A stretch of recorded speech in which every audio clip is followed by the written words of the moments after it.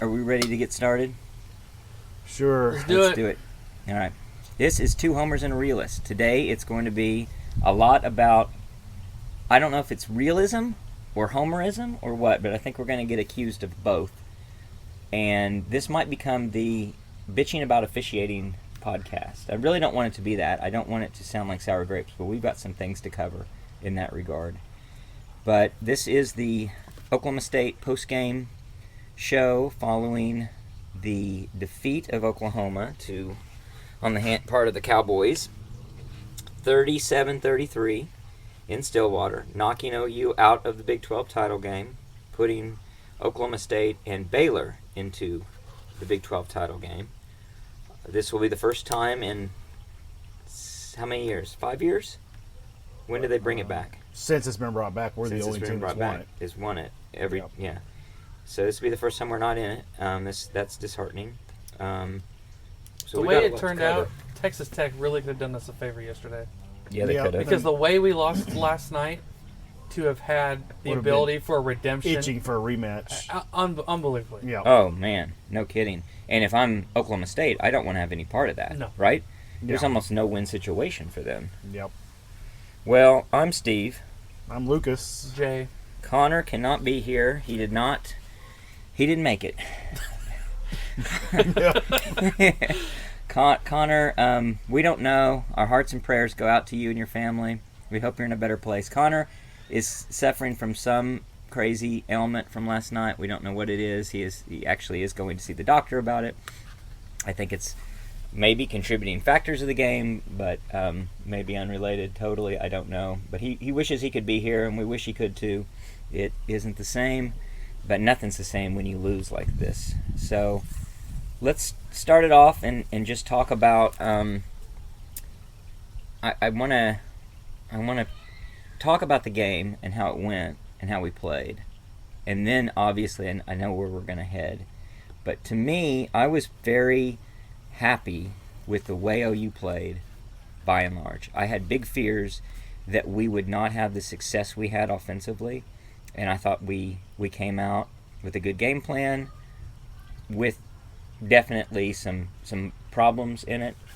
I thought Caleb Williams played strong, although he wasn't by no means perfect, and actually could be blamed quite a bit for holding on to the ball too long. I thought the defense was very aggressive, which I like to see. Not surprising to me that they gave up some plays, because the aggression will give those plays up. Spencer Sanders played tremendous. I thought he played the game of the year for him. It's hard to beat a guy when he does that. Yeah, when you're playing OU. 8th, 9th time we've had to play John Elway in one season. So I was happy with our play overall. I was obviously would have loved to see things go a little bit better for us in terms of every aspect of the game, including a special team situation that definitely leaves a lot to be desired.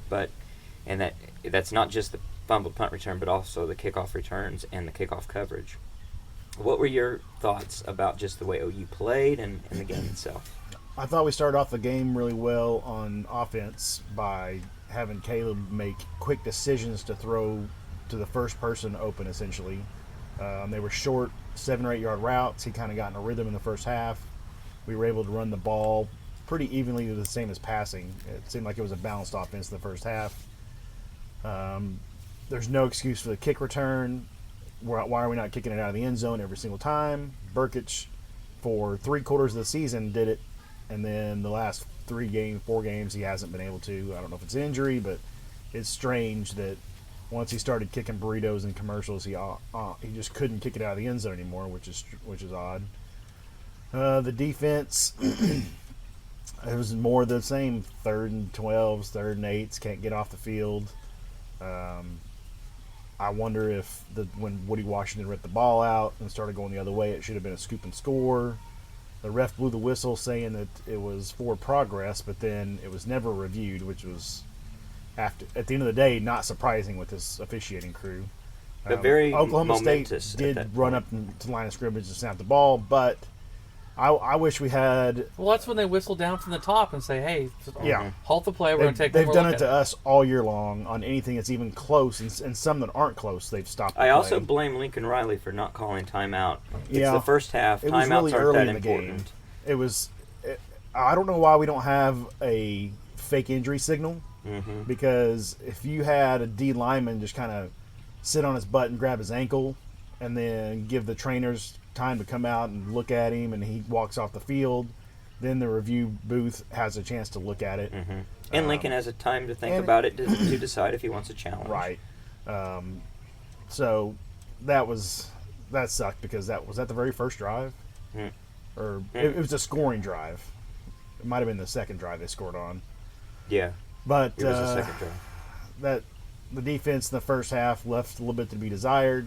Second half really can't complain. I mean, I guess the first half was 24-24, so 17 of that was on the defense because they had the kick return.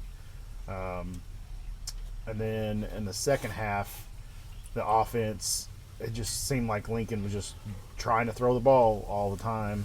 Yeah. Even after we would have success running the ball, then he would follow that up with. I get what he was trying to do. I think Brooks has a 26-yard run, and then we throw 3 straight passes. The first one is an out pattern that is really close to being caught for an 11-yard gain and a first down. The next one is a throw back, like a counter throw on a near reverse of the field, just to the flats, which is totally covered. And Caleb Williams did a good job throwing it out into the stands.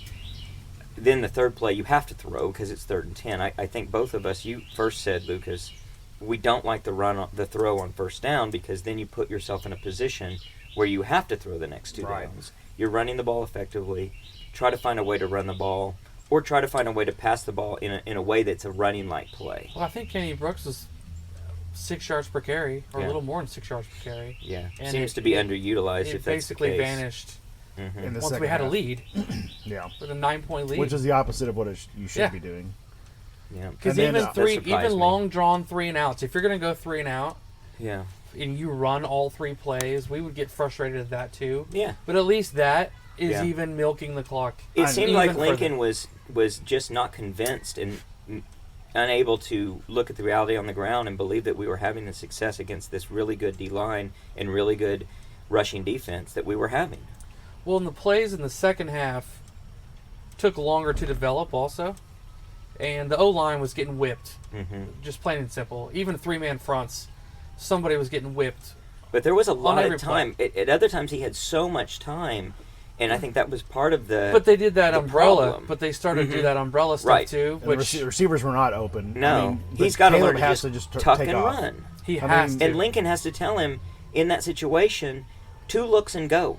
We need to send Caleb to Philly this offseason to train with Jalen Hurts and literally see if they can watch film together and he can see what he sees, because Hurts was fantastic the 2019 season of looking once, maybe looking at the second read and realizing that there's 6 yards of open space and he would just take it. Well, and even if you only get 6 yards, that's still a 6-yard run. But I think to us, that is a good play.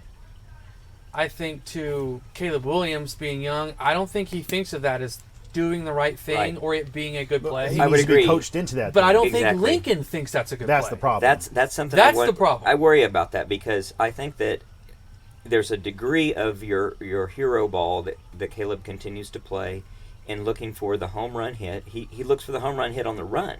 Like, he doesn't think to run, and when he's running, you see him change directions if he sees a defender 5 yards down the field. Just run by him, man, and if he hits you, he tackles you, that's okay.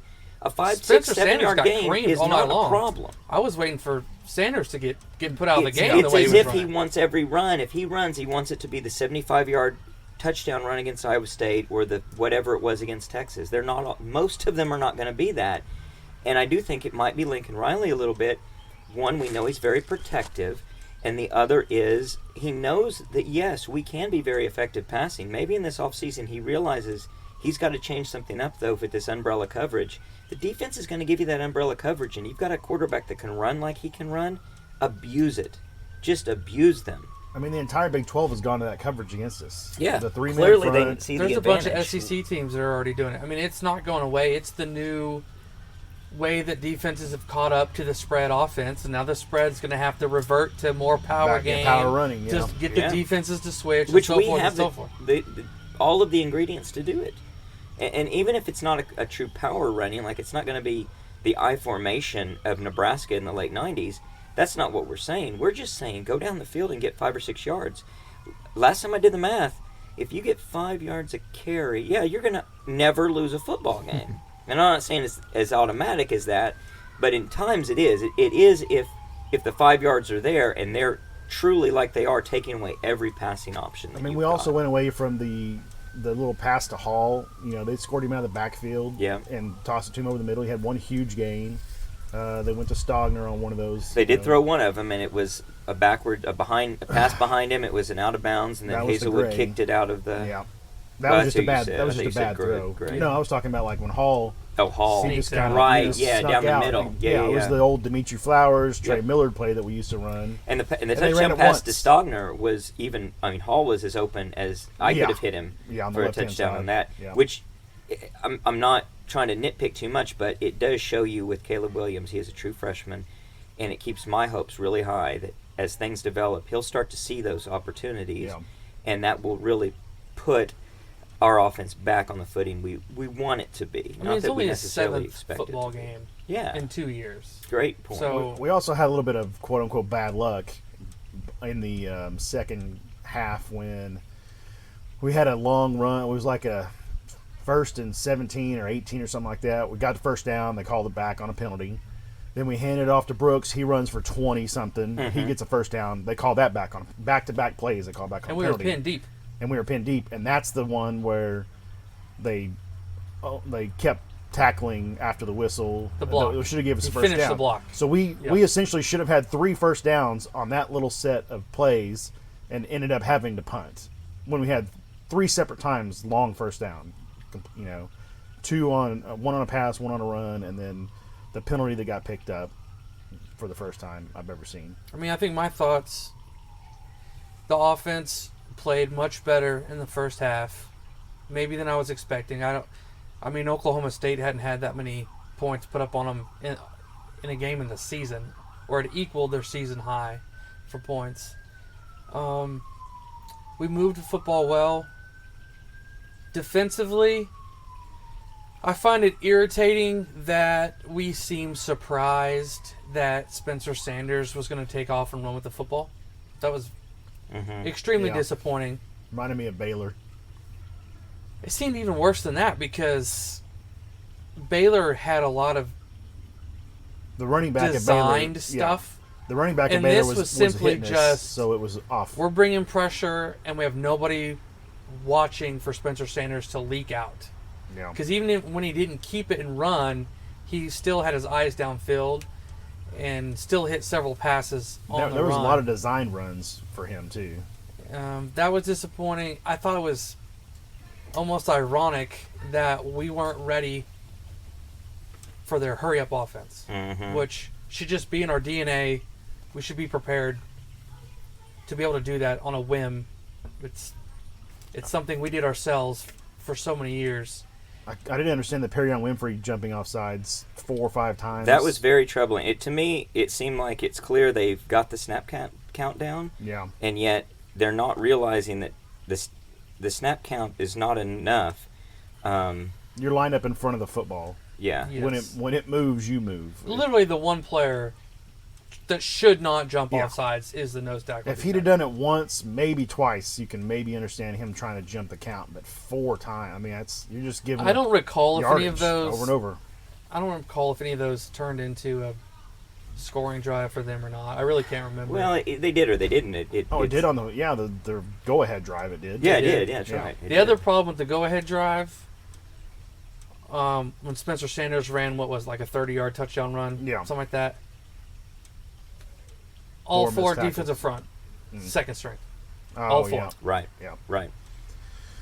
Yeah, that makes that no was sense. troubling. It's like in basketball when, let's go to Thunder reference. You know, you got KD, Russ, and whoever else out there, and then you bring one of those guys out and you put Harden in, let's say. But even after he was gone, both of those guys being off the court at the same time generally doesn't happen. If you're going to rest your star, You rest one star. If you have 2 or 3 guys that are stars, you don't rest Right. all 3 at once. So if Isaiah Thomas is winded, you pull him out, Perrion stays in, and you bring Redmond in. Or if Redmond's you move those guys around. That seemed like a you very can't take strange all 4 mistake. guys out. Yeah.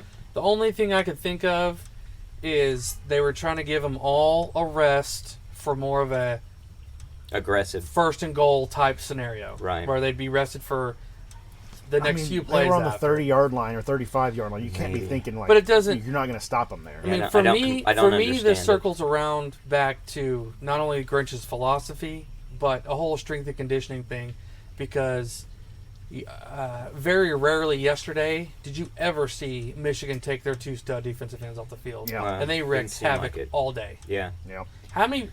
Goes back to I that didn't pay strength and much conditioning. attention. In the potentially. freezing cold, in the snow, Yes. and those guys were still Yeah, coming. it's the biggest all the game way of through the the fourth season. quarter. Yeah. Suck it up. Well, I felt like Winfrey was in there more than normal. I felt it seemed like they substituted them less throughout the game, but on that Just the particular fourth quarter. on that particular play, you got 4 second string defensive linemen in there. Yeah, that. And And I'd you have like to missed know the tackles. I didn't explanation. notice either. I didn't pay as close attention. Vodka had a little bit to do with it, but Is that somebody that was at your house? yeah, Delaire and Turner Yell being out for Yep. the second half, Mm-hmm. you can't dismiss that as Yeah. That's very anything else difficult. than just unfortunate for us, Mm-hmm. especially on that run that I was thinking of, because Yes. that's his side, and Yep. he would have been the safety on that side for that run, and he's just more experienced and better at it. I think Billy Bowman missed. He missed badly. He missed the last tackle on that He one. dove at it in They had a a real strange shot at it. way. He had a good game overall, though. Yeah. Like in the Yeah. first half, Bowman was Yeah. making plays. Right. And not to be confused, this is just, I think, us talking about the X's and O's and the circumstances of what happened. It's not us lamenting that in an excuse type of way. We're just saying these are the reasons that we saw the performances we saw. Right. And and where we're trying to assess blame, if blame is necessary. I think that overall, I continue to believe that I was both, I guess, positive on how well we played compared to my expectations.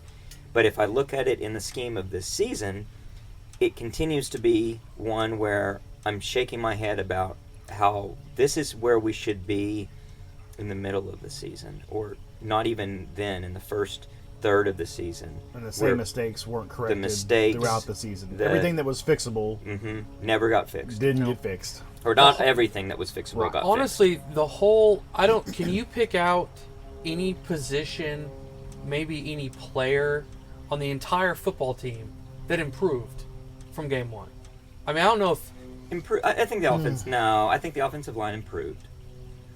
We also was a started really to They low say- bar. they went from a 3 to a 5. We Yeah. also started the second string center because Rain was out, Yep. and there were low snaps. There were floated snaps, which I always hate when I watch college football and I see some of these centers, and even our best centers. I can remember Darlington would do it Darlington, sometimes. Creed every now and then. They would float the ball back to the quarterback, and it sounds stupid, but you're losing that extra. Oh, it's a big deal. That little bit of extra Millisecond. speed. It's Yeah. a timing is- game. yeah, Everything's timing. Gives yeah. gives your quarterback an extra millisecond or 3 to look up after he's caught the ball to start scanning the field. Well, if it's an instead of having to RPO, watch the ball float to him. Everything the is the timing, timing's the off. timing of the handoffs. So I think the defense improved. I think the D line improved.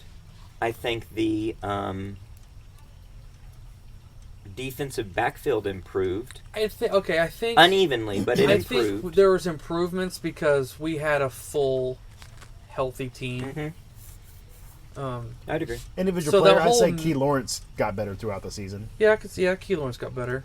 Yeah, hard for me to say the receivers improved. I didn't see No, that. there's not a I don't single think I'd receiver say that improved. the running backs improved. Brooks had some rust. He had to knock off. Yeah. that Gray came soon. Gray That could got be a never lack really of showed out. chances or whatever you want to call it. I think that's the only reason they put him back there to return punts. just to give him more. There was no touches. reason. We've had Mims back Yeah. there I agree. catching punts I've been arguing for two seasons. Stoops has and too. so it was last game Yep, that he it was started last that he game. started last game. I think he and, muffed one last. and he did muff one Yeah. last Yep. game, and it really was a head scratcher for me. I don't understand it. Is he? It's just to get the ball in his hands for a Huge chance. turning point in the game. How is he? So here's our argument that we I think stated after during the prior game. You don't return punts anymore. The new rules in football make it where it's very difficult and unlikely that you're going to return punts for much. Yeah. 2, Mims is extremely reliable. I could and care he's less elusive. to even put a punt team out there. I just keep your defense on the field, let them punt the damn ball down. There's an argument for Well, that. That's fine. I'm he caught fine. he caught that. He tried to catch that ball on the 3. Which you don't do. What happened to the heels on the 10-yard line? If it's over your head, you let it go. Disappeared. It's gone. I Yeah. don't know. We haven't seen it You know- for years. Well, Yeah. it was a little bit better I don't under. even think CD did it. It was a little bit better under Shane Beamer, but now that we don't have a special teams coach, I just don't understand. kind of showed that we were lacking why you this would whole do season that. in Why special you teams. why would you bother? Because, I mean, the odds that they're going to get it on the 1-yard line versus the 3-yard line. All right, this is what you need to be thinking about from as a coach. What is the real downside of that? What's the probability of it versus the risk of what might happen, And the which probability is of it you bouncing- fumble I mean, the a ball ball. bouncing at in the the end 3 zone. most go either likely way. is going to go into the I end bet. zone. I bet Or if you could did go the other statistics, direction. I bet 78% of the time, if the ball bounces inside the 5, it goes to the end zone. I think it's 76.2. It's rare. It's rarely ever you see the perfect backspin on those balls. Totally or agree. the sideways. sideways Totally agreed. coffin corner. Totally agree. You never No, see it it. Yeah. was a bad decision, and when you've got an inexperienced guy back there, that kind But of you stuff's don't going to give happen. him that decision. You just I say, know. bro, stand at the 10. Mhm. If you have to move backwards at all, I let it know. go. Well, you can see DeMarco on the sideline talking to him after he muffed it, and it makes me wonder if he was coached to not take the ball Right, past the 10, and he still did. and he still did it. I mean, they're college kids. They make mistakes. NFL players make mistakes. I mean, it's human. I watch a lot of English Premier League soccer, and the announcers are always talking about effort and all this other stuff. And I'm like, sometimes you passing the ball to another guy, and you just miss kick it by an inch and a half on the side of the ball, and you kick it to the other guy instead. It's not like those guys are perfect. Right. You're not a video game. Yeah, stuff happens. Yeah, all kinds of stuff happens. Yeah. No one intends to fumble the football. Right. Another player I can think of, I think Redmond got better throughout the year too. Oh, Yeah, 'cause definitely. he's staying on the field. He had Definitely. rust to Yeah. shake off too, but it seemed like the last 3 games or so, he really started busting through lines. Well, and because he causing didn't play havoc. last year either. Right. And then he came back for 3 games, Yep. had his knee cleaned out, missed like 5 games, which is a really long time to miss after a Yep. clean out. Yeah, but you're right. Then turn it on. I mean, the defense as a whole played good enough Yep. tonight against Baylor and Iowa State to field if all of those players had been available for the whole season, it'd have been a pretty good unit, probably a top Oh. 40 defensive unit. Oh, I mean, outside of they're close to top 40 right now. I aren't mean, they? outside of the Tulane game, I mean, all year the they could first be half top of 20 Texas, easy. Tulane, the first half of Texas. Outside of those 2 instances, really, did we give up a bunch of points? Right. I mean, No, I would say and we had more turnovers this year than I can remember having in Yeah. the last couple years. Yeah. I mean, we were really turning getting the ball, but no. I'm happy with the offense just killed us this whole season. it. Did Which is just ironic. Yeah, that should And never happen. I'm pretty happy with the defense. I mean, especially given the injuries that they had to overcome. I think that if you had an offense that was at a 80% as productive as a Lincoln Riley offense Yep. typically is, you're looking at a defense that's maybe top 10 because the situations they're in allow them to do things that put them in. We Their have to offense keep that stays in on the mind. field longer. A What's lot of what interesting, too- happens with the defense is dependent on the offense. I'm very, And vice very, versa. very down on Beanbo. As you guys know, I don't know if our listeners know as much, but Some of them do. One of my friends calls him beat and go. yeah. The I've softened in a little hindsight, Rattler would still be quarterback with a slightly better offensive line. Caleb. Now this Caleb might would come in benefit us in the situations- future. Probably. Caleb could come This in might benefit situations us in the maybe. future. Yeah, But at the time, the line and no time, and Rattler couldn't get anywhere, couldn't go anywhere. Receivers not having separation, and then Caleb comes in and did what he did. and he didn't maintain that kind of Texas Yeah. spark per se throughout all of his games. But so he stayed in, and that might bode excellent for us in the future. I agree. But really looking back, if the line had been better, Spencer Rattler would have played this entire season. He had no. I would say I'd go. You're not as wrong initially as you're making it sound like you are, because while that's true, I don't know if the 2017 line could have saved Spencer Rattler, because Spencer Rattler was still making decisions that were bad. He was scared to throw. He was playing scared to lose, scared to make a Didn't mistake. want to get hurt. Didn't want to get hurt. So I think that I don't know if there'd be enough to overcome. If you had a guy that won't We did pull that the with trigger Caleb. on- Or I would say Caleb was doing that too. He became that. I don't know when that switch happened. When he just stopped being free and not Well, carrying. keep in and slinging mind, it. you The say that, defensive but change. he never threw anybody open. Even in the Texas game, he never threw anybody open. He threw desperation. I don't mean to say that make it sound as bad as it sounds, I know what but you he mean. threw balls with nothing to lose in a sense of desperation that were Yeah. really good throws. But he never would. I mean, you weren't seeing him go up and down the field throwing to guys open the way that you have to do. And there's probably 2 handfuls of instances a season that the receiver got past their defender deep, and Caleb just missed him. Yeah. Yes, I mean, His mechanics aren't underthrows, there yet. underthrows, and then coming back to get the ball, no pass interferences in multiple games. Iowa State, Baylor. We overthrew Mike Woods first quarter, Yeah. right? yeah, Yep. just I mean- slightly. And Mike kind of Hitched his. Yeah. hitched it, so that was sort of weird. But It just seems like if he threw a better deep ball, Mm-hmm. we probably put another 5 touchdowns on the board this season, oh, easy. and our offense feels way Easily. better, and Easily. we probably don't have any losses at this point. If Oh, he that's just all it would throws- take. If he just throws 4 or 5 deep balls on target. Well, fortunately, we just lost to a football team yesterday, right? We didn't lose to universal justice and all things right and equal and officiating, did we? Well, let's get into that and preface this with, it's going to sound like sour grapes to the people that are hearing it that don't want to hear it.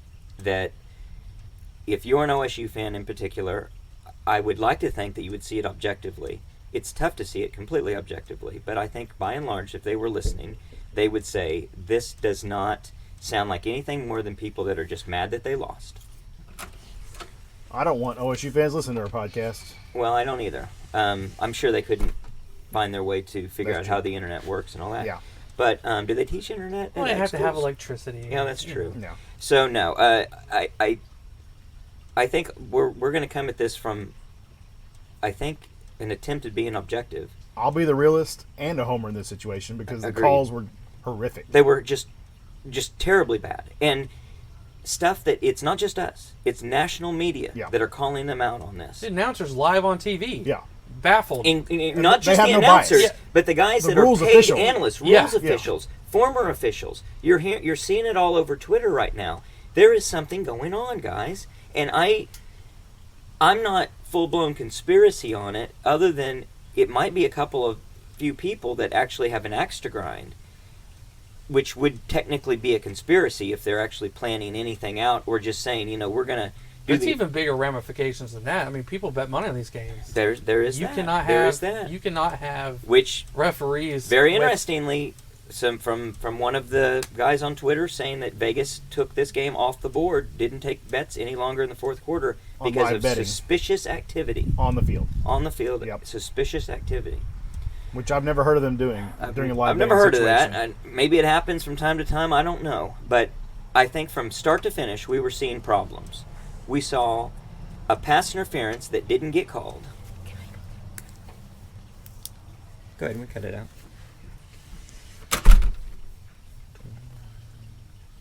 I mean, from the very get-go, the Woody Washington ripping the ball out of the Oklahoma State receiver. They blew the whistle after he ripped the ball out, picks it up, and he's got a clear path to go score a touchdown. Yeah. He gets about 3 to 5 yards away from the referee. They blow the whistle dead and say it was just forward progress. We've been reviewed countless times on plays this season. Routine catches. Routine catches that we've gone up to the line of scrimmage to try to snap it And we just couldn't because get it it was done. iffy, and they've always buzzed Blown it. down and had the referee come to the sideline. Well, and not just us. We've seen in football, been watching football with replay Yeah. for years. That is a very common call. What you typically do is review that. Yeah. And to fall back on the ref blew forward progress, Dad, well, either it is the wrong decision on the field to say you've blown it dead with forward progress. Right. That's bad enough. But I think it was more an excuse after the fact to say, no, we're not going to review this because of this. Well, you either did or didn't do that at the time. The whistle didn't blow. So until that's you pick not the ball up and legitimate. was running the other direction. That's not a legitimate excuse in my mind from what I saw. We saw the pass interference on the fade route to Hazelwood, which was pretty clearly, at least arguably, pass interference, if not clearly pass interference. Lincoln went crazy. Defensive player's not looking back.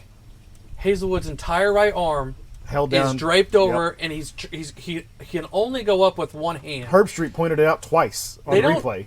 Right. I mean, diva receivers will try to make one-handed catches for the most part, but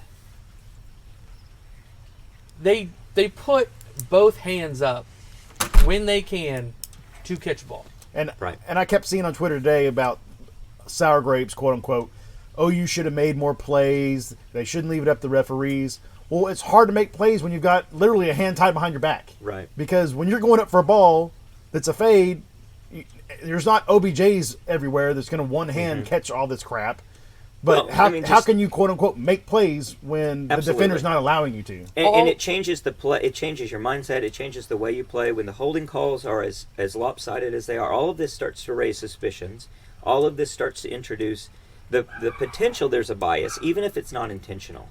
But go ahead, Jay. You were going to add something to this point. And as Sooner fans, we've all complained about our teachings to our corners, how they never get their heads turned around, they never look for the ball, they're just face guarding, because we're always getting called for PIs. For years and years we get called for PIs. So now we run into a team like Oklahoma State, that's all they did the whole night, was grab, not turn and look for the ball, run into our guys, and the calls were non-existent. Did we get one PI call? We got one PI call on Woods, I think. Yeah. And it was clear that there looked like there were three others, and one of them we've just been talking about. And now let's fast forward to the end of the game, because that's the most critical one. And that one, clearly by the evidence, is three times worse than the one against Hazelwood. And for your take on... And they don't call it. And for your take on sour grapes, the refs, you can say that penalties don't affect the final score of the game or who wins the game.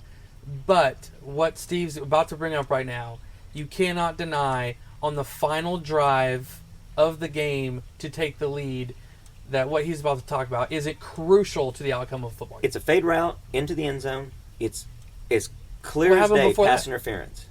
Huh? What about Caleb's long run? Caleb's long run, a shove out of bounds. He was 3 yards out of bounds, shoved into the short sidelines. Yeah. Of that he wasn't 3 yards stadium out of bounds. where they don't know how to build it. He was 2 feet out of bounds and got shoved. And so it's very arguable about that. And that was 32-ish yard line. That's a 15-yard penalty. Yeah, big difference maker. Yep. And then we run a play. Then the very next play is the fade to route Trayvon West. That seems to be clearly pass interference. In the end zone, we would have the ball on the 2-yard line with about 30 seconds to play. Would it be on the 2-yard line though? Because earlier in the game we did get a PI. It depends. I don't know what yardage they did half the distance to the goal. Exactly. The one PI that we did get, they only gave us half the distance to the goal, which doesn't make any sense to me because even in college football, a PI in the end zone is on the 2-yard line. He looked up the rule during the game, and and they gave us that ball on like the 6 or 7 or something like that, wasn't it? Yeah, well, it was half the distance. Yeah, if it was even that close. Regardless. Even if you just give us the first down and move us half the distance, that starts to become pretty critical. 25 seconds left. It should have been 1st and goal from the 2. You've got 3 chances to throw the ball in the end zone. Yeah, and you're down by 4. You can even run. We're at the 2. You have 3 timeouts. You could run the ball. Yeah, you could run. Do we have 3 timeouts? No, we didn't have any timeouts. We used them to get the ball back. We didn't have any timeouts. That was the final. Oh, right. We used them to stop them to get the ball back. So we have 25. Right. So you're going to throw. You're going to throw 3 passes. You're going to throw at least 2 passes. Or a run pass option. Yeah. Where he can throw it out of the back of the end zone or just dive I like into our the chances end zone. from the 2-yard line to win the game down by 4. No, the idea that it doesn't affect the game is absurd. Yeah. It affects the game even if it's the first play from scrimmage. Clearly, yes, the whole rest of the game, that's going to fade into the distance, and it's probably not that critical. So when you look at the early Woody Washington stripping the ball, potentially running it in for a touchdown versus they go down and score a touchdown. That's important. That impacts the game a lot. I could see the argument that you play the rest of the game and that's a small percentage chance of affecting it. This pass interference miss is tremendously huge. That is 30, 40 percentage point difference in your probability of winning. And it's not a ticky-tacky call. No. It is No. a horrible, blatant... Yes. Anyone Yes. watching that doesn't watch football, Yes. this is the only game I've decided to watch this year, is Yes. like, you can't do that to somebody, right? We're not talking about somebody touching a guy's face mask as he's coming off had the line. him in a and then he's headlock. yeah. His left arm is around Trayvon West's throat. Yeah. Literally around his throat in a headlock. Not looking back for the ball, of course. So Terry McCauley, who is the Sunday Night Football official analyst for NBC, he does NFL playoff games. He was a referee for years in the NFL. He said on the final on the final play that should have been pass interference, he said there should always be 3 flags when it's this obvious. People make human errors, so 1, maybe even 2 might miss it. 3 people should never miss this one. Those are his words. And then coming back, he said on the Kennedy Brooks unnecessary roughness, whistle blows. OSU still pushing him. Then they push him a little bit more. Then they shove him to the ground. 3 seconds after the whistle. And the whistles are not just like one little whistle. It's 2 or 3 referees blowing the whistles. OSU continues to shove him to the ground. The flag comes out. One official goes to talk to the head referee. They talk for what? 45 seconds to a minute. Mm-hmm. The official that blew the whistles touching his ear, listening to his I mean, what can his even be in-ear. debating? Yeah. So there's not McCauley like, says it's certainly possible the referee incorrectly talked him out of the foul with no one else involved, but it was a very long conversation, and it's not unreasonable to speculate someone else was involved. Mm-hmm. He said, we often see officials messing around with the earpiece. We know that not only the replay official can talk to them, but so can the command center, which would be Big 12 officials, Yep. which would be their boss is Bob Bowlesby. Take what you will from that statement. Mm-hmm. That's pretty wild. Really, when you think about it, that is... I want to say if this was more of a...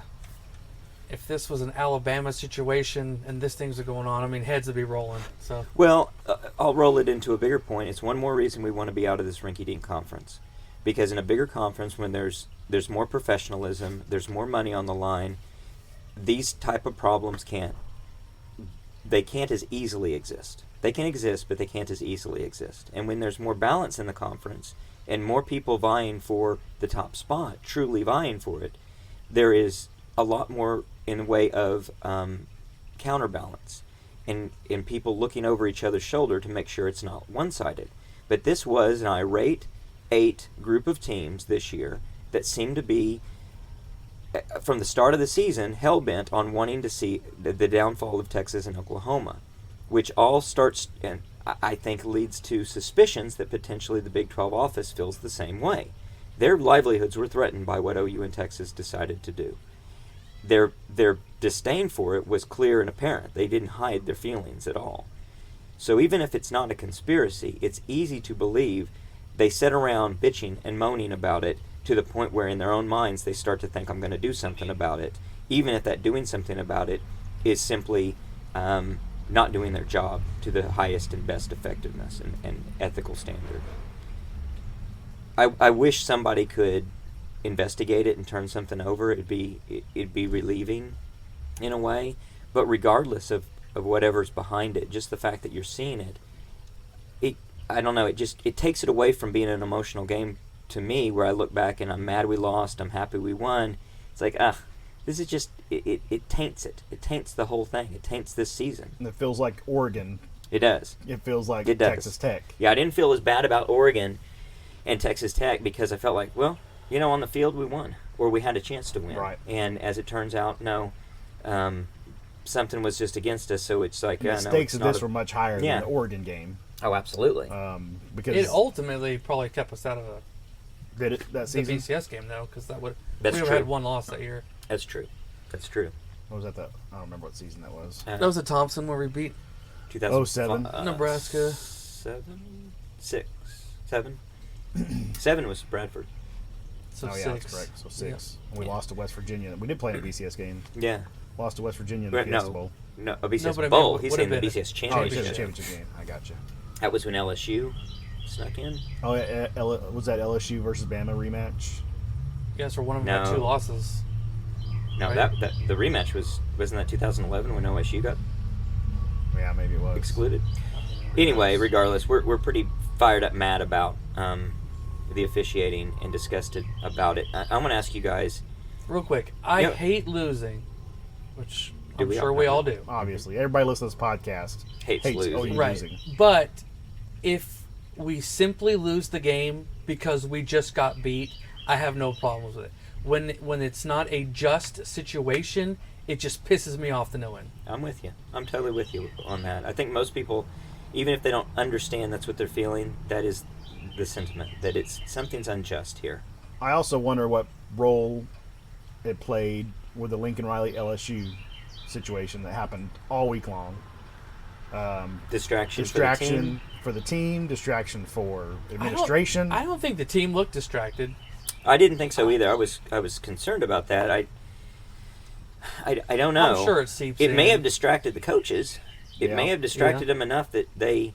I mean, it doesn't have to distract you much to be distracted. Yeah. You need kind of, for your biggest game of the year, you need whatever it is in a week, 24/7 dedication to the cause. Which behind the scenes we don't know. Lincoln could have told every single player, What's going on? every single coach, hey, this is all We're pretty sure he garbage. didn't say that, though. They- Or we'd know he'd about say it. Or we'll they- know soon enough. They offered, I'm not accepting. I love Oklahoma. I'm not going anywhere. I promise. Right. And maybe that sets their mind at ease, and then it's not a distraction, and we're just reading too much into it. But we don't believe But that we don't know happened. that. And we shouldn't believe that didn't We have happen. a little bit of access to some players. We will know. If we don't know now, we will know Right. if that was the case. And Yeah. even if he does, how many times did even saying it could turn your mind and think, oh, wait, why is he telling me this if it isn't true, if there isn't something to these rumors? So, I mean, recruits on can- Twitter were eyeball emoji and They were asking. yeah, they're like, is this true? Is something really going down? I mean, multiple recruits. There's were saying distractions, that. and they can't all be in on the secret. It just doesn't No, you work can't that way. tell recruits' parents Right. and all these things. Well, if you're truly doing what I believe they were doing, which is a pure negotiation tactic, you can't tell everyone, I'm just bluffing. Because Right. that's not how a bluff works. So I think there's a chance in that there's a cost to it, and it is a distraction. It may not have been anything that was too critical in this game other than potentially taking coaches' focus off of preparation. And maybe a player or two does something wrong, but we seem to respond pretty well. Like I say, I was impressed. They did better than I thought they would do, but still, I think it has to be a distraction at some level, and it's the dangerous game you play when you play these bluffs. I don't appreciate it. I don't like the idea that it has to be a contentious situation. It's to draw an analogy. It's a lot like the reason FDR, and you won't hear me saying great things about FDR, but the reason FDR didn't want public sector unions, because he said there's no reason that they should be against the same people that are employing them. It's illogical. They're actually fighting the taxpayers, and you don't want them to fight the taxpayers. They should be, well, in the same sense, you don't want you're working against what is in the best interest of the university. When you try to play this game of I need more resources, I need this, you should be able to come to the table and make a reasonable request and get reasonable request answered. It shouldn't take some is he going to leave drama to play out in the background. I don't like it. I don't appreciate it.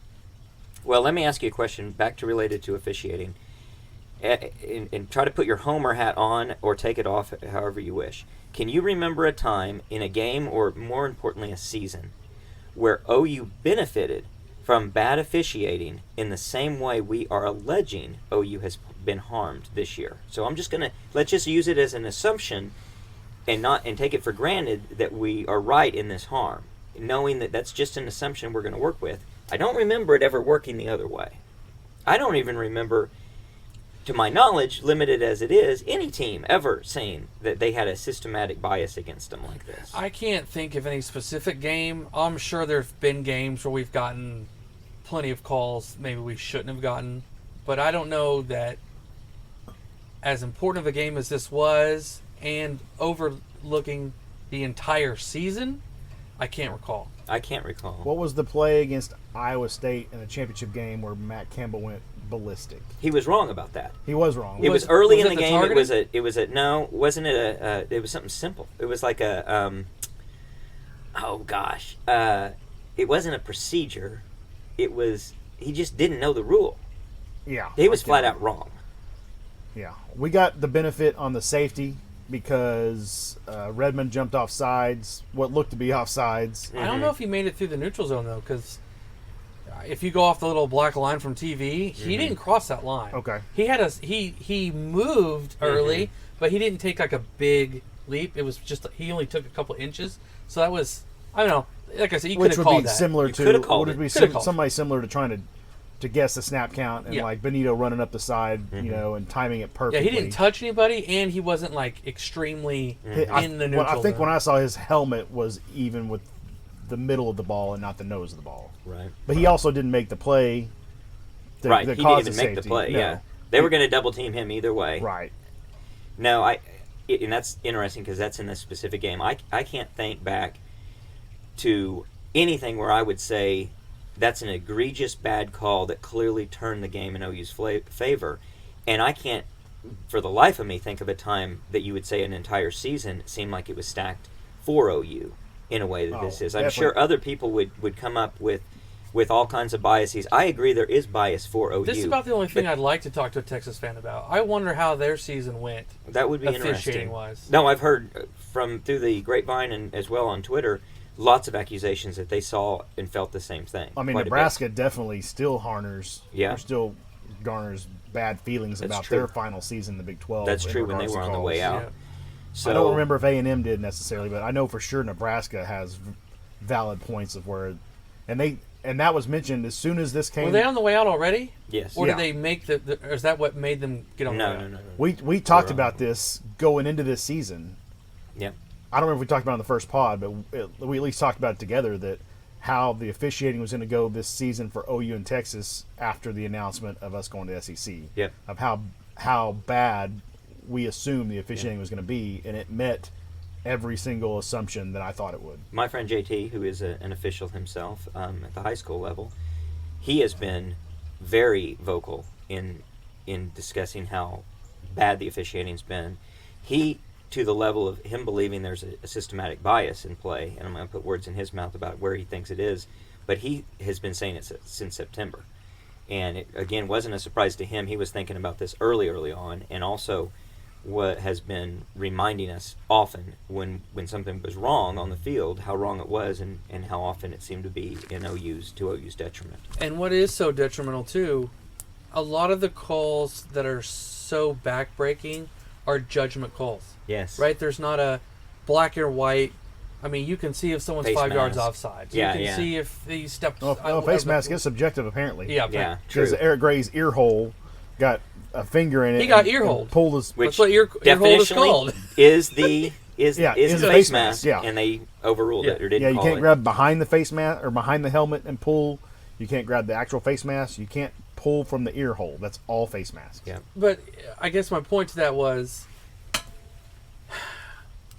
it never seems that you get a holding call on a negative 2 yard run. Right? It's Yeah. never the. It's a 25-yard run. Oh, there's a holding call. Or a right? 18-yard pass Yeah. for a first down. Exactly. It's not a 4 yard hitch route in the first quarter that gets the pass interference call. Right. Or gets the no call, right? Right. They'll throw that flag. Mhm. Like, oh, that was obviously pass interference. Oh, the game's on the line in the end zone? Nah, I don't know. I didn't see much. They treated it like an NBA Finals game where the referee won't call a foul Unless inside it's just the block horrifically bad. because they don't want to be known for deciding that game. But yet these officials didn't have a problem Oh, not they were calling the flag. they were absolutely scared last night to throw a flag. There's no question at that point in the game, in the end zone, in that section, what's on the line, they were just held in their pocket. But after the Hazelwood one early, I know. Riley was ripping the official, saying, "You've got to call that." You can read his lips. You've got to call that. He's all over him. He got there early. He held his arm. He was showing the referee. He's like he Yeah. pulled his entire arm down, and that's in the first quarter. Yeah. So that should be in the ref's mind that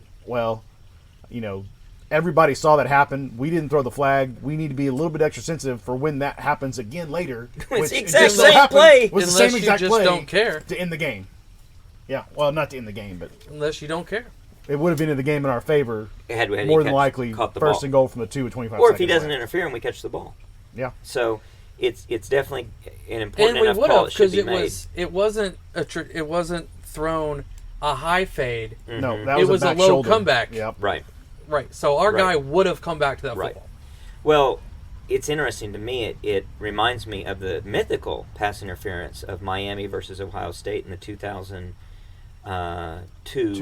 national championship game, where it was very questionable pass interference call that they did call, which gave Ohio State four more chances at the end zone, and they end up, I think it took them all 3 or 4 of them to get the touchdown to win that game. I understand that you don't want to be the official who interjects himself, but you do have to still do your job, and that was very clearly a pass interference. I can't remember. How do you guys feel about pass interference calls being reviewable? It's a big play. I think it's a big play. I get I definitely understand because it's so bang bang that it should be potential. I like the idea of a better officiating altogether, where the problem that immediately comes to mind is when you've got officiating as bad as it is in the Big 12, you've got to review a lot of stuff, and you're talking about delaying the game a lot. And 20 minutes to every game. What about if in-zone you're pass interference calls? Yeah. So I think there has to be some standard as to what even is reviewable that they have to define, and maybe that's where you go with it, or maybe you only review them in the last 2 minutes of a game. Or the same deal with the guy or upstairs. Something. With the guy upstairs that reviews every play, whether it's a fumble or if he's in or out or whatever. Yeah. Why can't he whistle it down like, hey, you guys need to look at this? I have an idea. They could do game speed only reviews, because when you slow it down to slow motion, Yeah, I agree. you can. I mean, No, there's ways how to many reform how many it. times would somebody just barely bump somebody and they say, "Well, that was pass interference"? But Yeah. if you do real speed review upstairs, both of those are 100% pass interferences. Yeah. But I think that it takes I away think you can design it and you some can of the make it catches. What catch was it? The Oklahoma State end zone. The guy thinks he caught the ball. They roll over. Woody rips it out of his arm. Mm-hmm. Real time, it's not a catch. When you super slow mo it, it's like, well, Kind of has it for a while. he there. rolled Yeah. over with the ball and then it got ripped out. done. Yeah. So you and can I'm maybe counting 3 seconds. you can maybe overturn that, Slow-mo. thinking that he finished the ball in the end zone or finished the catch in the end zone with the ball before it got ripped out. But in real time, he didn't catch that ball. Yeah. Just like the Iowa State last week where we were defending and we ripped the ball out and they said his foot was out of bounds, which it was, but it wasn't a completed catch to begin with. We Right. talked about in Should've real time reviewed that's it. an incomplete catch. When Yeah, you super exactly. slow mo it, it looks like he caught it and he had the ball long enough that Mm-hmm. the rip out was a fumble but out of bounds or whatever.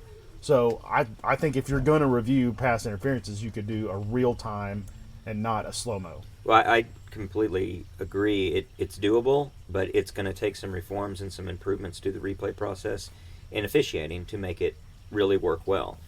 And that is a good point, that they need to have some standards about when they look at real time versus super or just regular slow motion, and how that could influence what they're seeing. They just need to be better. They need to be better at their job. You could combine real speed motion, Sure, real time motion, absolutely, yeah, it can be last done. 2 minutes of the game, and end zones.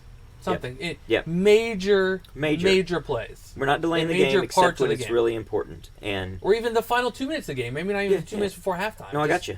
Just Yeah, I totally agree. The other downside of college officiating is these guys have regular jobs because there's so many college football teams. You have to have a ton of officials. The NFL, there's 32 teams, so there's 16 games per week. Those officials are paid well, and the NFL, even though they have their lapse of judgment sometimes, like the Saints got screwed, and Oh, yeah. it's couple, very few And they come back far and they between. review and yeah, they they come back and reform. review. It's very few and far between when egregious mistakes are made in the NFL because That was a much higher standard. those referees are graded harder and they don't keep their. They're not just Accountability. tenured. Accountability is Yes, the word. the accountability is way higher in the NFL, but in college, you've got so many games being played that you can. I mean, But again, that calls for different standards. We wouldn't Yeah. expect that high school refs and college refs would be the same. Why Right. should we expect that the refs in the best conference should be as good as the refs in the worst conference? Yeah. And when you have too many teams in this level of football, to demand that we're all going to be at the same level is probably unrealistic because there's too many damn teams in FBS football, which is, I think, where the world is evolving. I like to see OU going to the SEC as a result. Now, I have some questions along those regards, but first, Lucas, you brought up this question last night. I thought it was kind of interesting. Is it if you assume that we were going to lose to OSU once, is it better to lose this game or the next one? And I think I agreed Yeah, we with you agreed that that- we thought it's yeah. better to lose now than get to the championship and lose to them in the championship. yeah, Yeah. because then we don't spend this whole week looking forward to that game. At least 3 of the 4 of us would have gone down to that game. Well, plus it keeps them from winning a championship, and we might not have to suffer through what you're more in tune with of, getting into playoffs when we don't deserve. Well, they it. don't necessarily not win the championship. no, he's saying No. it keeps them out of the. If we were going to keeps them out lose, of the playoff. if we got to Oh, play you're them the other twice, way. if we lose, I would have rather have lost yesterday Right. and been able to rematch them next week. No, and win that. we're not saying that. We're No, saying that's not. No, it's if you were guaranteed to lose one of the 2 games, Oh. either in Stillwater get or the Big get 12 it over championship, with, you're or going to actually lose Yeah, one of those last 2. night. Yeah, Last that's- Now, the that only was what thing we're talking the about. only thing that might change my mind on that, though, is I would rather lose on the field. And let's assume it's a clean game where the officiating is as good as we would reasonably expect, and it's not critical to the outcome of the game, and at least we got our shot at it. Versus where we're standing today, which is really frustrated. They that- put together that an they took it all-star away. all-star crew for championship games, right? Supposedly, I don't know if that's which what- has its own downside because the guys haven't I'm worked familiar with together. themselves. I'm familiar Or with they each other. take the crew that grade out the highest. It's not. Mhm. They don't pick from each crew. It's just whatever crew Yeah. had the best grades on the season is rewarded with Right. being able to do that. I'll That's play right, devil's that's right. advocate on the 3 of us think it would be better to lose last night than go this whole week being amped up for the game, go down to Arlington and lose. The devil's advocate side of that is if we beat OSU yesterday, they're out of playoff contention. Right. I They've thought got about their that too. they've got their second loss. There's 2 benefits. So they have no chance to go to the playoff. Yeah. Even when they beat us for the Big 12 title next week, Yeah, we lose They're on out. the field. they're out of the playoff.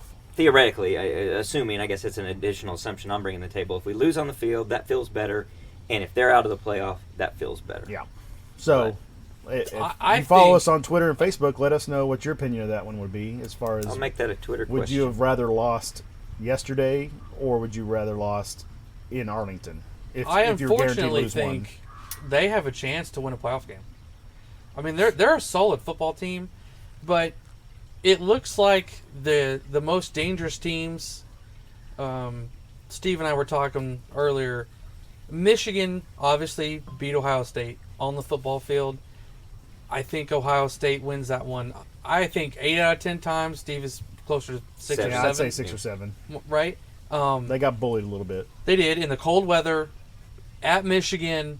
Michigan's amped, pumped. The whole coaching staff, the fans. I can tell everybody. you who I'd rather play. I'd rather. Yes, I would Yeah, much rather I'd play much Michigan. rather play Michigan. I mean, there's a chance, depending on what the committee does, OSU could be the 2-3 seed. OSU's going to play either a Michigan or Cincinnati, and I don't think either team is some. Oh no, who are we running into in the playoff scenario? Mhm. I mean, I don't think they play Cincinnati. I think I hope if Cincinnati things, plays Georgia. If things go I hope chalk, they beat them. if things go chalk, you've got Georgia, Cincinnati in the 1-4 matchup, Michigan, Oklahoma State in the 2-3 matchup. If things go quote unquote according to plan, which this college football season has been Actually, the I changed furthest my thing mind. from. I want Oak State at number 4. Yes, I definitely want. I want them If at they number go, 4 yes. right now. Yep. Keep that undefeated Cincinnati team right at that 3 spot. This poor Big 12 team falling into the 4 spot, and let's have them go take on Georgia. Yeah. So let me ask you this: 2 teams stormed the field on us following them defeating us this year. Both were favored. No, Baylor wasn't favored. I thought. Yeah, Baylor was favored. Yeah, Baylor was favored. That was a 1-point spread, wasn't it? I thought it was more than that.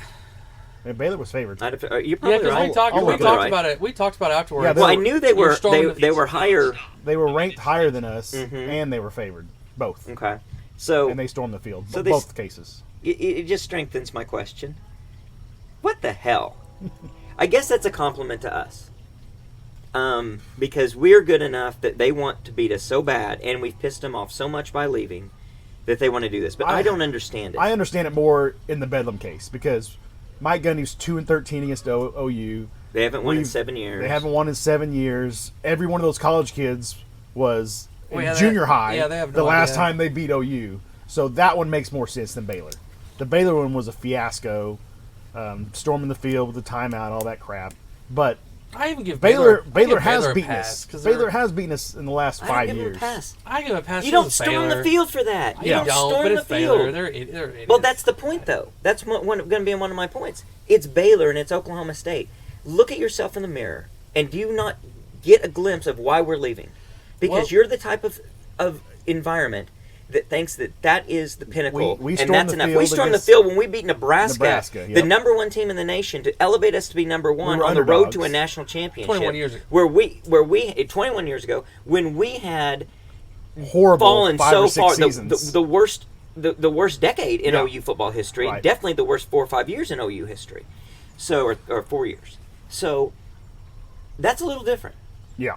That's a little bit different. Right, And, like if we had lost and it to was still a Kansas. debate. We still debated if we even should do it because we knew we were going to And I storm don't the know field that if we we were. won. I think we were probably underdogs in that game as well. I against am Nebraska. pretty sure we were. I'd have to look it up. What would it take for us to storm the field right now? Right now, National championship? No, we wouldn't storm the it would field. take Period. an Alabama coming to Norman as an unbeaten 10-0 team, and we Yeah. are 7-3. Yeah, I still don't know if that would happen. Maybe that would happen. yeah. I I still just think don't it know. would. I wouldn't storm the field. At You that have point. to. No, I, you, I was you know on the why? field. I'll hold my hand up. I was on the I field was for the too. Nebraska game. I was too. It was awesome. But it was so special and so Yes. unique. We wouldn't storm the field in that situation because we'd be pissed that we're only 8-3 now. Yeah, yeah, I just I don't know what it would take now. that's what I mean. What? that shows where we are versus where these others are. It's kind of interesting they do that. So who do we want to play in a bowl, and what bowl do you want to go to? I don't even want to play. I just want to forfeit and just. No, practice. you got to get the practices. You got to get it all in. I Yep. think If we're we going to come. if we play anyone who's not coming back next year, We'll I don't sit care. out. Don't even play. Don't even play the game. Get some freaking players on the field I agree. that have a chance. Now you position. sound But like we've Dan been playing the Mullen whole saying damn his game. JV team No, playing. no. I don't. Well, you don't have to say your JV team played. I mean, Yeah, you're if you're you just lose, saying you lose. We want you out there because you want to be there. You put those kids out Well, there. But Jeremiah I think they Hall, will be. They asked Jeremiah Hall, and he said, "I'll be on the field because I want to go out on a win." Yeah. And I hope every one of our players has that And I attitude, think they whether they're will. going to the NFL I or think not. they will. I think they I saw think the they will, stark too. the stark contrast last year between us and Florida, and I don't think they want to be Florida. At least it's recent enough in their minds. They don't want to be Florida. Yeah, I can see So I that. think the breakdown early that I've saw is I don't know what the tiebreaker is with us and Baylor. I think that'll give them their third loss. It would give them a third So if loss. I don't think it matters. Yeah, because if You're going to Oklahoma- take OU over Baylor. You get to but there's choose. a have to. You I have don't don't you think have they to? have to. I I don't thought think you so. had to take the second place. No, you have to take the conference champion. You don't have to take the next one. I'm pretty sure. Yeah, the Big 12 and SEC, if they're not in the playoff, go to the Sugar Bowl. So you're I saying don't that think we we might have- have to play Bama? We might. When we played And, Bama, in what game would that be? Sugar. Sugar. When we played Bama in the Sugar, weren't we with the third place team? I don't I recall. don't know. Was that the Was that the Trevor Knight TCU year? Baylor TCU year? Baylor? I don't know. But it also, once the Big 12 representative is in the playoff, the Sugar Bowl doesn't have to take a Big 12 team. They can do an at-large at that point. They can. Right, Yeah. right. So the So tie we the tie might be into the too- Sugar Bowl is We'll be too far down the But we rankings s- then. I don't think so. You're going to take the team that you think is going to be the team you want to see, and OU is a draw. what are we going to be after But this we're- all shakes But that's out? not even the question. Where are we ranked after this all? This will help determine the bowl thing. Where are we ranked after all this shakes out? I Yeah, by think the we'll be selection back at, committee? like 14, 13, 15, 14? Yeah. What were we going in this game? 9? 10. No, 9. It was It 9 was or 9. 10. It was 7 and 7 9, 9, wasn't wasn't it? Something No, like I that. think we were 10. We were 10. We were think 10? we're 10. Okay. So we probably dropped to like 14 then. Mm-hmm. Well, we're going to be the lowest two-loss team. There's no question. We're not going to be ahead of Ohio State. Right. We're not going to be ahead of Oregon. Oregon. We're not going to be ahead of Michigan State, which makes no sense because they just got absolutely destroyed. Ole Miss. We're were already behind Ole behind Miss. them. Yeah, we may not. I don't know. We're behind Baylor already. Yep. But they're going to get beat. They're going to Well, be Yeah, at but 3 we were losses. behind them. Assuming OSU wins. They had 2 losses. and We had goes. 1 we were already behind them. We're not going to be behind them if Oklahoma State beats them. I don't think so. With 3 losses. With Yeah. 3 already losses, I were. don't think so. Well, I mean, They're he's going to got a- flip. he's They're got going a to flip point things there. around. They've already flipped things around. They have definitely proven they're not afraid to flip things around. So, who knows? But okay, so 2 what- lost Bama. I want us That's to- not going to change our so, ranking. so where does that but put us in a bowl game? I want I us don't to know go what the top tier bowls are that would have a Big 12 tie. It would be Was Alamo? Alamo, Cotton, in the one in Florida. I Is think that still Brett there? McMurphy. Russell Athletic, or whatever that one is. Yeah. I don't know if it was Brett McMurphy this morning on Twitter, but those are the 2 things. It was how the Baylor OU thing shakes out for the Sugar Bowl, and the other one would be like the loser. It's either the loser or the winner of the Utah-Oregon rematch. Well, I would much rather play the biggest name opponent we can, including an SEC opponent. I think that they would want the matchup, knowing that we're going to the SEC. I think that would be a pretty exciting draw. So it's not as much a prediction for me as it's who I want, because that's the question: who do you want? I want to play an SEC team like an Alabama or Ohio State. I want to play the best, and I Ohio want to. State's not an SEC team. Like I gotcha. I want to play the best, and I want it to be in as good a bowl as it can be, meaning a nice location as a reward for our team. I want to and a win good whoever time we slot. play against. I don't care who it is. I felt fine beating the crap out of UConn in the Fiesta Bowl. I felt fine beating the crap out of Iowa in whatever bowl game that was. Yeah. I don't. Well, I you definitely don't want to play a Boise type team. no. Um, No, exactly. And I want to play somebody that we want to beat, and we wanted to beat those teams. And then when we played West Virginia, we didn't. And so, and we played Boise, it was mixed. I think that, but I also want us to play in. I think it's better for our program if we play in the biggest bowl we can against the biggest opponent, even though that raises your probability of losing. so last year, what was our record at the end of the season? 10-2. 10-2. Well, No, 11-2. 8-2. Oh yeah, 8-2. Yeah, So wasn't it? It was a shortened season, and we ended up 9-2. Yeah. after the Big 12 title, Yeah, 9-2, 7 and we plus went one to the games. Cotton Bowl. So we won the conference championship, and we didn't go to the Sugar Bowl. So was the Sugar Bowl hosting a playoff game? Yeah, there? it was hosting. Okay. So we. So that's why we went to the Cotton Bowl last Yeah. year. Yeah. I don't want to go to the Cotton Bowl. Our players that played Jerry World, which although Lincoln Riley owns Jerry World, it's Norman South, Norman South. whatever he calls it. It's our second home. God, if we only could be doing that Also, twice. in a if they row. did play in Arlington, that's a game we could all go to pretty reasonably easy. Yeah, I think I would try to go to I haven't that. been to a bowl game in a long time. Yeah, I'd go so- to that one. That's about the only one I'd go to, so it's just not going to happen, obviously. I don't want to go to the whatever other game they hold there. I would consider the Alamo Bowl if we had a good matchup. Yeah, I guess I would too. San Antonio's I had not a already bad ruled that drive. out, but I think you're right. If they somehow put us in a whoever, a That would be Bama that'd be or a Big Ten. big draw. Okay, Alamo is yeah. usually us and, Big 10 or Us Big and 12. Michigan State. Yeah, That'd be fun. I'd go to that yeah, game. I'd go to that game. That'd be pretty good. The Riverwalk would be cool. So we are 10-2. Was this season, regardless of what happens with the bowl game, was it a success or failure? What is what? The season? This season, Oh, we're it's a 10-2. failure. Failure. Massive failure. Yeah, Massive I would failure. agree. Massive failure. And I don't know what. I'm not even as upset. Little pause for little boys walking through. Sorry. No problem. Go ahead. You're not. Is it? I'm not even as upset about just the game last night as I am the entire season. Mhm. And I'm concerned for the future as well. I don't know if we have time on this pod to discuss Well, I got some things of that nature. questions but, of that nature, so I want to discuss it. This but could be just a in long general, pod. the whole season, Well, you could not say it's not disappointing. No, I would say yesterday was more successful than the season. I would agree with you. I think the season was a failure. Yesterday was part of that failure for sure because it quashed our goals, 2 of our goals right there. But it was a failure of a season from the get-go. Disappointing play, not living up to expectations, not getting better when we needed to get better, how we needed to get better. We didn't accomplish any of our goals, and we're not going to. Any of our major goals. Our major goals being compete for a national title, potentially, win a national title, compete for the Big 12 title, win the Big 12 title. You could say we competed for it. We definitely competed for it more than Right. Texas did, but we didn't get into the championship game. Or And I even think one of our individually. goals is to have a play that is stellar. and we didn't accomplish that. And that would be adjacent to things like a front runner for the Heisman living up to billing, and that didn't happen. We have no national award winners on this team. No national award winners at all. Burkich, if he'd have made 3 more field goals the last couple of weeks instead of missing those, he had a really good shot at the Groza Award. Mm-hmm.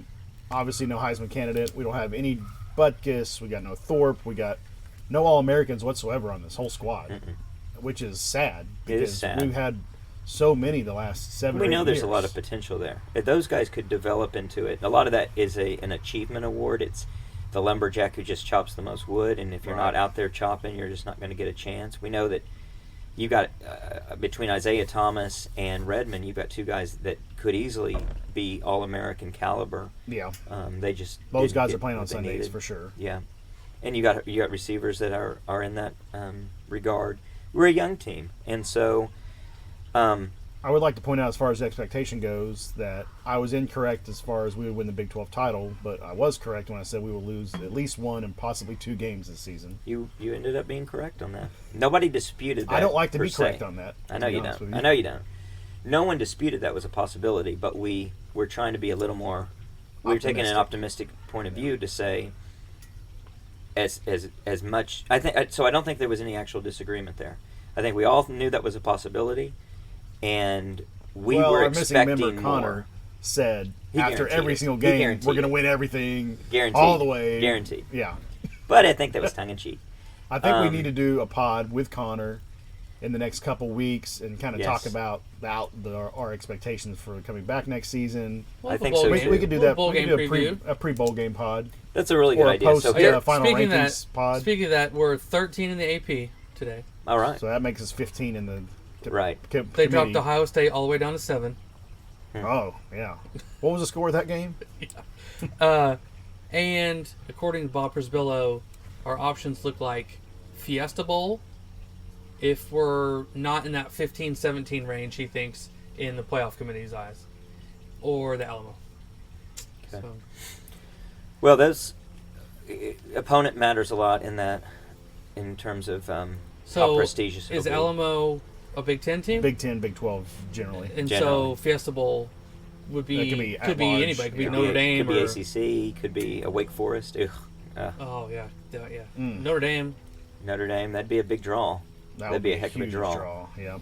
Well, let's preview the questions that we'll be asking on that pod in just a second. But first, I do want to ask a question, because by the time we get around to that pod in a week or two, it may not be a question anymore. What is Spencer Rattler's future? Does he come back to OU for another year and compete for the job? I have a friend who thinks that that's a big possibility. I don't think that's a I'd say strong there's possibility. a 20% chance that happens, and there agree is about a that. 20% chance he goes to the NFL. I think 60% chance he transfers to a school that needs a quarterback and and has a chance to be a playoff team. I think He could go to a Power those are 5 fair school. numbers. Those are fair numbers. Power 5 school that maybe lost 2 games this season, that's losing their quarterback, and he thinks he could turn it around. He'd go to Michigan State. I don't know what their quarterback situation is, but a team like that. I don't think he's going to an Ohio State or a Michigan or one of the very top Power 5 schools, but he could go to like a third place Big Ten or something similar to that. Or he might Or he might he find may go to himself in a Pac-12. weird arrangement. I mean, whoever the next coach at USC or LSU and all these other programs, they may be Yeah, looking you never for that know guy. what they need. He could go to Utah because they're competing for Pac-12 titles. Yeah. And they've well- already got 2 OU players on their squad. What about, I don't know what the situation is, but what about Mississippi State? Nah, he would be an elite quarterback. I could see that because he doesn't He doesn't have to run. He doesn't have to run. He can make quick, short throws. That offense would be very good for him. So there's options for the guy. I don't know what the I quarterback tend to situation agree is, with your though. numbers. I think it's most likely he's transferring to some other school. What do you think, Jay? Yeah, I mean surely he's transferring. I've said before, he will absolutely shine in a 7-on-7 combine setting. Mm-hmm. He might be okay with if he's made as much in NIL as maybe he has, right? If he's got high 6-figure deals from NIL stuff, I don't know if I don't know if he's actually achieved that this year. I don't either, but he probably stands to do it if he probably was going to get more and more as the season went on if he continued to do well, and he didn't. So I would think that that's an option for him. So that helps pay for a lot of college, if you will. Some people just don't want to go through that process anymore of college. Yeah. I mean, he might be. Well, he seemed to not want to. He might be okay with a third round, fourth round pickup in the NFL and just say, you know what, screw all this crap. I'm tired of everybody. I'm tired of this. I mean, they've proven the last couple of years in the NFL that they'll take flyers on lots of guys in the third round. Oh, rather we'll get drafted in the third round of the NFL play. Yeah, I could see that. If he's willing to suck it up and accept that that's what it's going to be. And he's a third round and he works hard in a combine. Yeah. And he knows he'll go to a team that he's not going to have to be the guy. Yeah. You get drafted at that point, you've got years. So you have a little higher probability of pro. Or so maybe Trey Lance was like first round then. Yeah. So maybe you're a little higher on the probability of going pro than his 20%. Yeah, I don't know about percentages. I haven't put that much stock into it. It's about probability. Well, here's at least two things to cover in a upcoming pod. One is the obvious: are you optimistic or pessimistic going into next season, especially in regard to our goals, what our goals are and should be? So we have a lot to talk about there, and I'll just preview it. I'm pretty damn optimistic. We've got a young team, a lot coming back. I think we've got a lot to work with. I'm optimistic. I'm going to start with optimism. Oh no, I haven't dived deep enough into the roster, but I think without fundamental look at the recruiting fundamental changes on the offensive line, fundamental changes on both sides of the football, specifically the offensive line, and maybe strength and conditioning. When you say fundamental, do you mean coaching changes or just changes, either coaching changes or mainly coaching changes? So it's fixable. It is fixable. No, it could be very fixable. That's one thing I do like about college football. A coaching staffs can move around and make immediate impacts, like big time immediate impacts. Okay. So I am hopeful for that. I don't know. I think our main problem, just real quickly, is just our identity on offense. What's it going to be? Mm-hmm. The offensive line and rethinking our run game. And then we're not without worries. I totally agree. And when you don't have the players, you don't need to be pulling guards all the time. You need a zone block. We talked about that in the season. It seemed like to start the game, we were doing more zone blocking, and we were getting decent chunks of yards. Mm-hmm. And then we reverted back to... I just didn't have the heart to look at it today to go back through it. But I promise you our zone runs were the most successful runs last night. The guard pulls, yeah. And the way that they were crashing into getting through our linemen, that guard or tackle pulling was just useless. Mm-hmm. It was just a complete waste of time. It's worse than that. You're giving away a down every time you do it by either getting hit in the backfield or a 1 yard gain. We had one good run play to the right where Brooks got pretty far and we pulled Swenson, just our tackle alone, and he did have a nice kick out and go. But for the most part, I don't know. People that are smarter than me that know offensive line a whole lot better. That's what all the kids run in high school. Yeah. That's what everybody else runs. But we've got. I'm with you. We got our worries, but just as a preview, optimistic or pessimistic? I'll say. Say it. I'll say it. Optimistic. There you are. Because we have Caleb Kelly. Okay. Or Caleb Williams. If we have Caleb Kelly, we have a real problem. 8 years. Optimistic or pessimistic? What's it going to be? I will preface it by saying I am optimistic if we're still in the Big 12. That's a good one. If we are in the SEC, I will be pessimistic because that's very I don't interesting. think this team is ready to compete in the SEC. Not only is that a really good now, when I say not ready to compete, I'm saying 8-4. You got to elevate. Maybe 9-3. Okay, we could argue about that. I don't think we're ready. Real pessimistic. I don't think we're ready to compete on a conference championship level in the SEC or playoff level in the SEC. Next year in the SEC, 7-5 best. We'll talk about that. I don't agree with those. But when will that news? Well, that's what my the next time frame question. Of that happening? Do you want to be in the Big 12 next year? And then the corollary would be, do you think we will be? It's tough based on the officiating. If next year went anything like this year, well, there's no way we could go undefeated. This is just a preview for something to be talked about more when Connor can join us. No chance to go undefeated in the Big 12 with this officiating. No chance. No chance? No chance. Come on. Too many bad calls. They couldn't have taken it away from us if we were better. I want to be in the Big 12. We barely lost 2 games. I want to be in the Big 12 because we're not ready. Yeah. I might want to be in the Big 12 because I want to kick the crap out of them and on the way out the door. And give OSU But a at the bad same taste in time, their mouth as we leave. At the same time, I kind of like cutting off their revenue stream, and I like the fact that, I'm worried about the fact that one more year in this rinky-dink conference can be just detrimental to us. recruiting. Detrimental to I don't think so because every they aspect. know where we're going. The incoming I think kids. you can sell. know No, that. I'm not just saying recruiting. I'm saying everything. I think you can sell Everything. the future kids. We got Come a in program. this year. We need you in our weight room for one full season for us to hit the SEC. I understand that, but I'm just saying our athletic department is 30% smaller than Alabama's in number of staff. The number of Division I sports that we put out is significantly lower, and it is for every other team in the Big 12. It's a smaller conference. It's a small fish, Well, maybe Lincoln's and new. we need to maybe get out of here as soon as we can. Maybe it does. Maybe it does. Maybe Negotiating one more technique. year, his negotiating tactic Gets us- allows us to iron out some wrinkles too. And to build things Hire up to more go staff, in. It yes. could be a better deal. So that's a big good topic to debate. Do we want to be? Do we think we should be? Do you think we will be? And then how does that all tie into optimism and pessimism? I would love to see next what that year? does to the if say in March we find out we're going to the SEC. How that changes the What does that equation. do to the Big 12 as far as hey, they're losing. They're going to have an 8-team conference. They've got spots to fill. I don't think, other than BYU, I don't think any of those other teams can come right away. I thought the AAC said we're fine. You can go. I don't think heard they did that because somewhere. they're trying to add 2 more teams to cover the 2 that they're losing, and I don't think it could happen overnight. I think any of this can happen, and it's not overnight. I think all of it's a potential reality for it to all unwind amicably without any big payouts. And big payouts might just be worth it. You might say, I'll write the check and we're fine. I mean, ESPN. So I think it can be could take done. the Longhorn Network revenue and pay off OU and Texas to go to the SEC.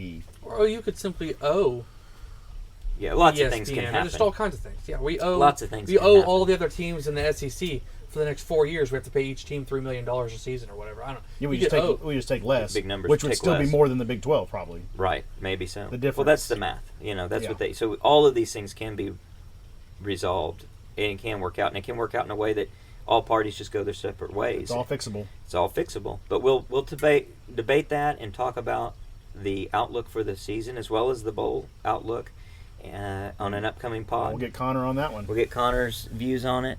But until next time, Boomer Sooner. Boomer Boomer Sooner. Center.